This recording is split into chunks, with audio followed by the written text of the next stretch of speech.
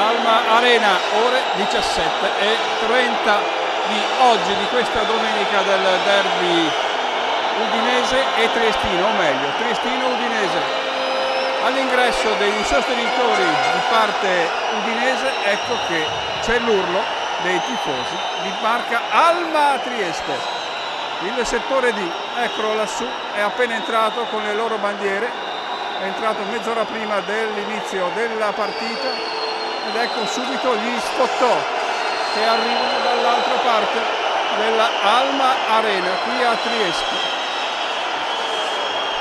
ed è tutto lo spettacolo.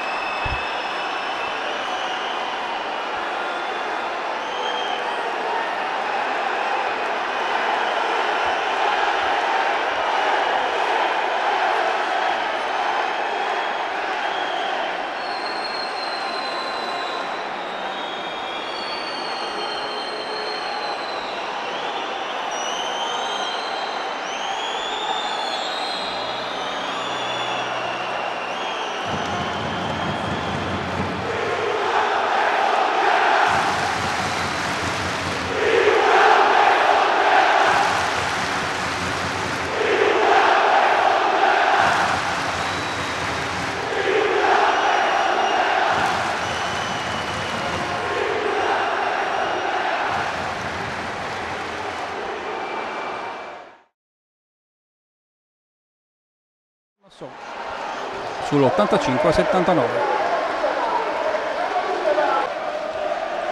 Ecco la rimessa in gioco di Mussini per gli ultimi 12 secondi di questa partita da Rossi. Il tiro da 3 punti veloce di Mussini non va assolutamente a trovare il canestro e con questo è ormai terminato tutto. Amici ascoltatori, tra poco le interviste, ma sulla faccia, guardate da Rossi, sulla faccia dei giocatori la tristezza di una vittoria dell'APU GSA che è ovviamente legittima in questo campo difficile dove tutti hanno vinto, tutti hanno perso, scusate, e una sola ha vinto, ossia la squadra di Udine per 85-79 dopo 2 tempi supplementari.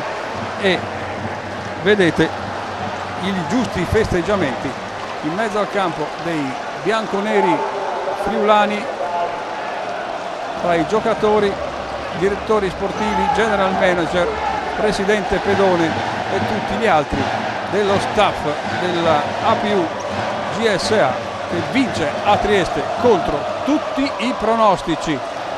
Ecco Dykes che va sotto la curva del settore D,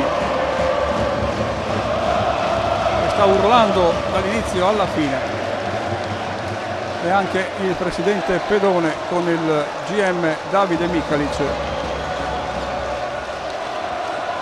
Sono queste le immagini anche dei giocatori in mezzo al campo, come vedete, a festeggiare questa memorabile serata di basket.